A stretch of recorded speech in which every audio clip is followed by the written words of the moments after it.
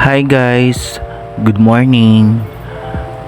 Papunta na kami sa Angeles City to visit our relatives. Sina Auntie Ami, Auntie Bingbing, sa side ni Mami. Eto maaga kaming lumarga. Tingnan nyo ang ganda ng view. Para makaiwas din kasi sa traffic. Eto mag 8 o'clock AM na. Mahaba kasi medyo yung biyahe papuntang Angeles. Pero ayan, naghanap lang kami ng pagkakapihan or our breakfast para hindi naman kami medyo magutom. Ito nga, may nakita na kami, dito na kami sa Bulacan by the way. Yes! Ayan, nagpark lang kami. Maganda naman ang panahon ngayon.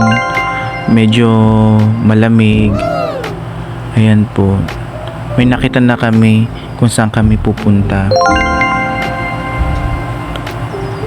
Ano pala ngayon, February 10, Saturday.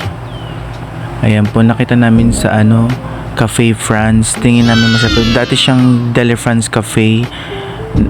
Binili na siya ng Cafe France. Pinalitan na nila yung pangalan. Ayan guys. Sarap ng mga food nila dito. Ayun, pang breakfast may sausage croissant, ham and cheese croissant, tuna turnover, may apple turnover, mini croissant, meron silang butter croissant, yung regular. At ito na yung mga napili namin. Sausage croissant, pasta ni Mami na hindi mawawala, ham and cheese croissant, almond croissant, hot mocha, cappuccino. Tapos larger na uli kami.